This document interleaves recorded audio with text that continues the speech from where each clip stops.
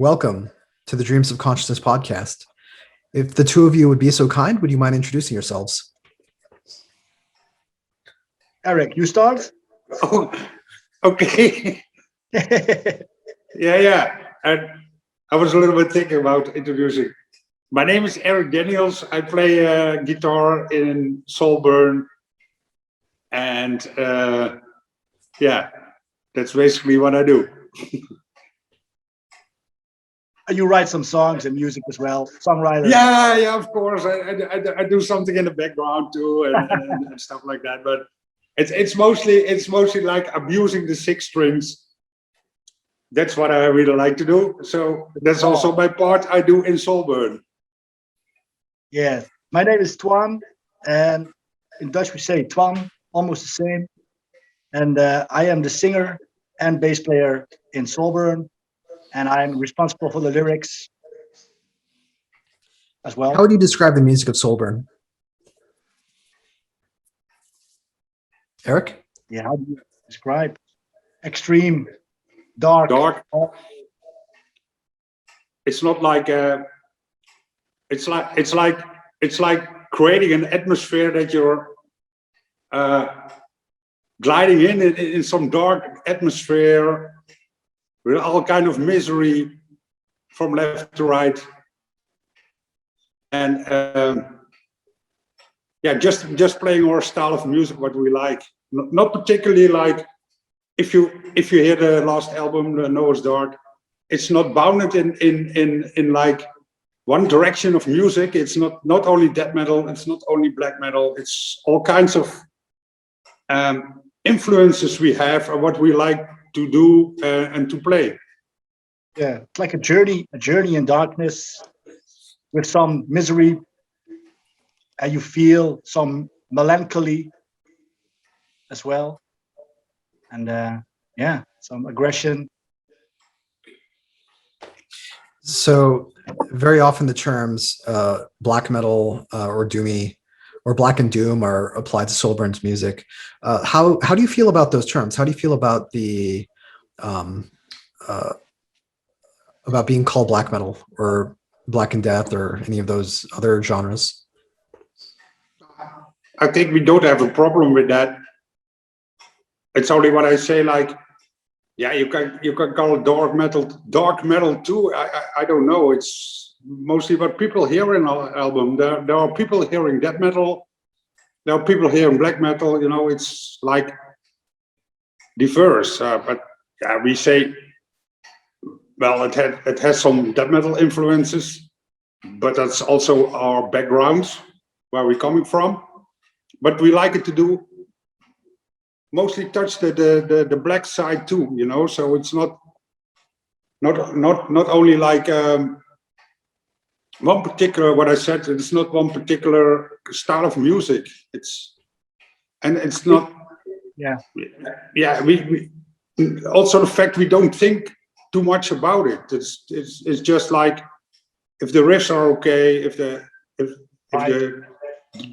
texting is okay, if it fits together, you know, then we really don't care what kind of music it is. There are also some heavy metal parts in the album.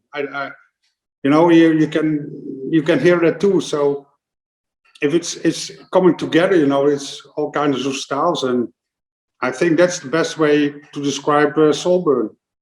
Yeah, I think to add upon that, because of the lyrical themes as well, you can build a bridge easier to black metal, because black metal is also not only blast beats. Like old battery is also called one of the earliest black metal in this genre. So, because of black metal has a more philosophical, essential vision lyrically. It's not just about rotting corpses and festering skulls and kill, death, die, you name it.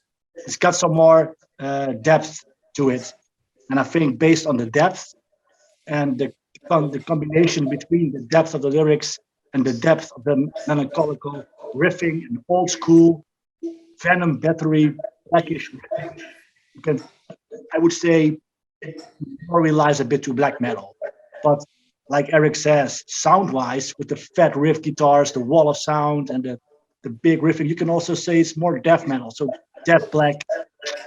Well, makes sense. So let's talk about the history of Soulburn for a little while. Eric, you're part of the earliest incarnation of Soulburn. Originally, what was the goal for the band? The goal for the band was, like Twan said, he mentioned already the vibe of old battery. When I started with Soulburn, over thinking to create Soulburn, it was more like in the vein of the old battery, you know, like the first 3 or 4 albums till Hammerheart. Just created in that way, you know. It's not like just copy it or so. It's just like to catch the vibe in those albums, and that was basically the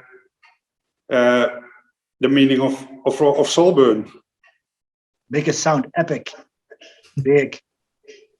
Yeah, it was more like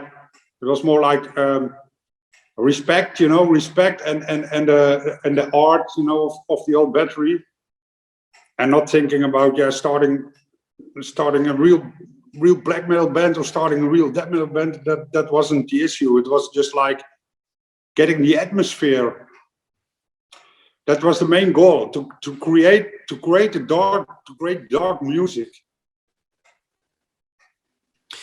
Now, why Bathory? Why was that sound so influential to you? Because what Corton does, you know, it's like it's not tight, you know, it's not tight playing. It's not like you know, when you hear the albums, it's not like played with a click track or stuff like that. You know, it goes from left to right, but there's so much atmosphere of course of that, you know. I think when it sounded super tight, you know, then the whole atmosphere was gone. So that's what I really like in his music, you know, and also the riffs and what he's doing. I believe he was just doing like, this is what I do.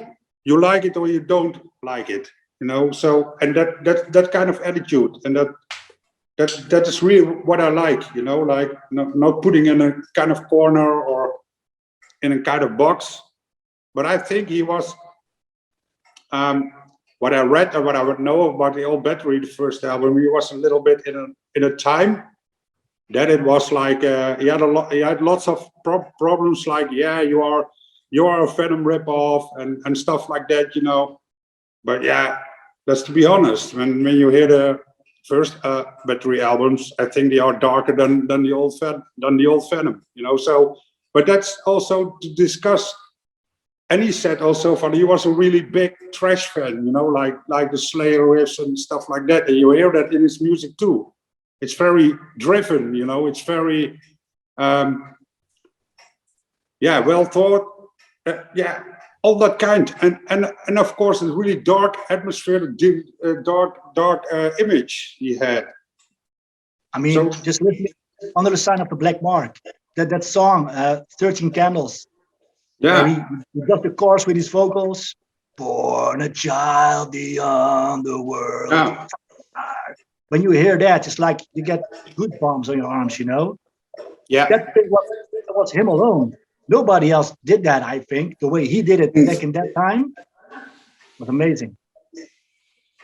I think that's for me, and I don't know for Twan, but we listen to lots of music, but for me, that song is really still the best black song there is. Because pure of the atmosphere and the meaning, what he wants to do, what he wanted to point out with black metal. That whole album, of course. So yeah. I think he didn't even know what he was doing, leaving this legacy. If he would still be alive and look back to what he accomplished with all the things he did. Of course, for a part he knew, but yeah, he was way ahead of his time. Yes, for sure.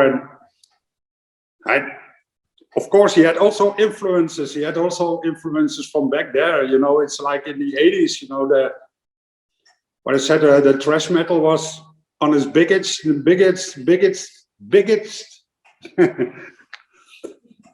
metal so, but he put it in his own way in this kind of music. But yeah, I just have to point out, we don't want to copy, of course, and I have to say nobody can copy Battery. That's, yeah, it's so one of a kind.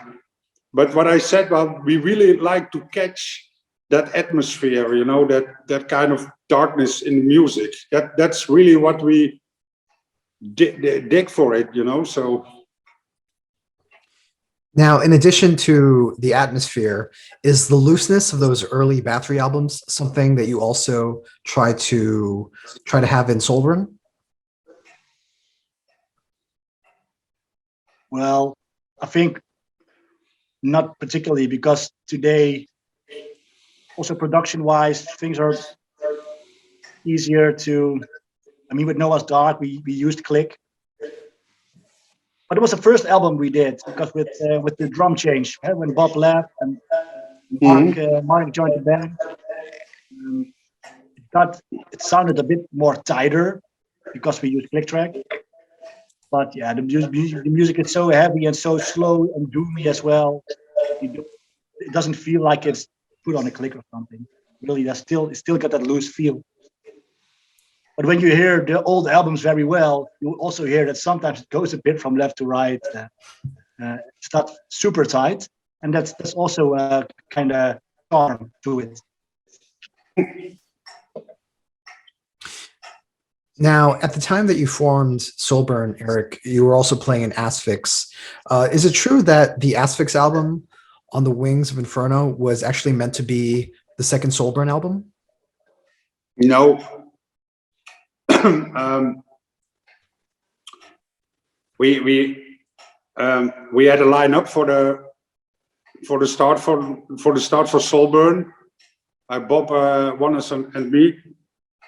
And we just were a little bit fed up with all the Asphyx stuff, and we were playing year in, year after the same songs and stuff like that. It was more like, also Martin left after last one album and so on. So it was a little bit we needed to do something else, and that's why we picked up Soulburn. But it had so good vibe and all, and it went very well. So we said, well, we better switch back to Asphyx. When I think about it now, I think, well, maybe we had to continue just with Soulburn and not switching back. But yeah, well, you're still a bit younger and not thinking about it and so on. So it was just like that. But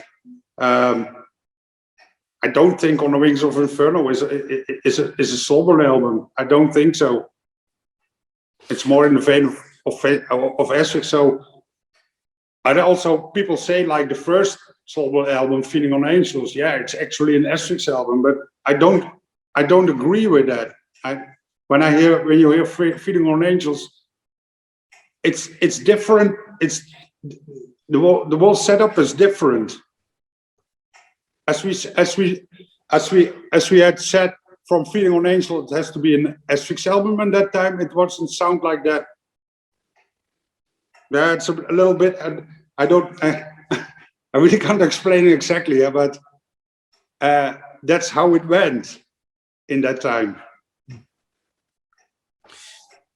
So you put Soulburn back together in 2013. What led you to reform the band? Of course, the Soulburn was never out of the picture with us. It was a long time laying around, doing nothing, and so on. But it was my idea to reform it again, and I told Bob so far, yeah, let's do something, you know, to rejoin Soulburn, you know, but then more more the black side. So we were just jamming around, and I think it was first meant to be another band name, or it was something different or so on. and I was writing lyrics, so I said, well, we definitely can use this for gave Soulburn a rebirth, you know. So that's how it went in 2013 to reform it again. Now, did your approach change at all from what you were doing in 2013 from what you were doing in the 90s? Sorry. Oh, I'm just curious if you, you know, you spoke about how your intentions with the earliest Soulburn albums was that kind of Bathory atmosphere. Yeah. Did your intentions change at all when the project returned? No. It's you have to see for Soulburn, Bathory is still a red line. Bathory is still a red line in our compositions, in our music from the start, from 1969 or 96. Sorry. Yeah, that's so sorry. In English, I talk German too, and in German and in Dutch, it's you mentioned the last digit, the last digit, and in English you have to turn it around. So it's always a trap.